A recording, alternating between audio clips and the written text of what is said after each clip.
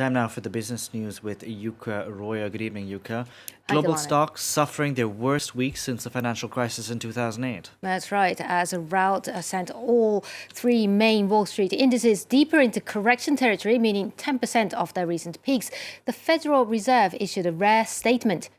Chairman Jerome Powell stressed that the fundamentals of the US economy remained strong, but given the risks posed by the coronavirus outbreak, the central bank would use its tools and act to support the economy. Meanwhile, Larry Kudlow, the White House economic advisor, called on investors and the American public not to overreact. I acknowledge the situation could deteriorate, and I acknowledge the risks. But given what we know factually, it looks to me like the market has gone too far. I've seen this before, and it can come back very rapidly. But I'm not saying the market's wrong. It is what it is. But I just think everybody, whether you're an investor or whether you're, ordinary Main Street person, people should not overreact. With the reassurance from the Federal Reserve, US stocks started reversing the trend in the final hour or so of trading, rapidly recovering some of the heavy losses they suffered. Though the Dow and the S&P still capped the week and the month in the red, the Nasdaq managed to finish in positive territory, wrapping up an extremely volatile session. Over the week, Dow has dropped 12% and the Nasdaq 10%. Major bourses in Europe closed down more than 3% this Friday, also capping the worst week since the financial crisis. Now, investors don't like uncertainty, and that's precisely what's been sending global stocks into a tailspin, with around $5 trillion wiped off the markets this week. There's a gauge of investor fears called VIX, commonly known as the Fear Index on Wall Street. It's seen a huge spike this week, a move not seen since at least the summer of 2015. The VIX was created in 1993, and its historical average level is about 19, but it is now above 41.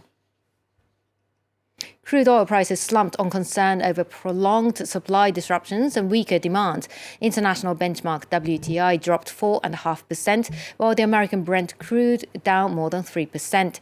Several OPEC members are now mulling deeper output cuts in the face of falling prices.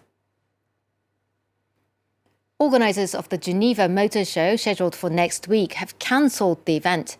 It would have been the first major European car show of the year and a prestigious one that dates back to 1905. The trade fair is the latest to join a growing list of event cancellations as governments around the world scramble to contain the spread of the virus. Claire Rush reports. Stands dismantled and packed away before the event even started. The Geneva International Motor Show was set to celebrate its 90th edition. But Switzerland's ban on public events with over 1,000 people, a measure to halt the spread of the coronavirus, has effectively canceled the show.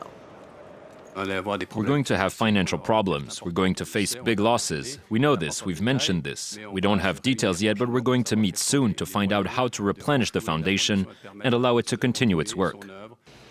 Organizers say losses will be in the millions. Hundreds of thousands of visitors were expected, and some 900 cars were to be on display.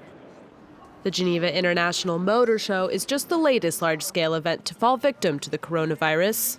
It comes on the heels of the cancellation of the world's largest mobile technology fair, the Mobile World Congress in Barcelona. But not all mass gatherings have been called off. The Salon de l'Agriculture in Paris, for example, is still on. But some renowned events have been cut short, such as carnival celebrations in Nice and Venice. Major attractions are also being temporarily shuttered. Japan says it will close Tokyo Disneyland starting Saturday, just as the park was gearing up for an influx of spring break visitors. I have to accept the situation. Coronavirus will spread quickly, especially in a large place like this, so it's a wise decision. All of Disney's theme parks in Asia are now temporarily closed. France's public railway company SNCF has reported a net loss of 801 million euros for 2019, compared with a 141 million euro net profit the previous year. The operator says weeks of strikes against the government's pension reform weighed on the annual results. Industrial action started on the 5th of December and continued into the new year, heavily impacting the end-of-year holiday travel.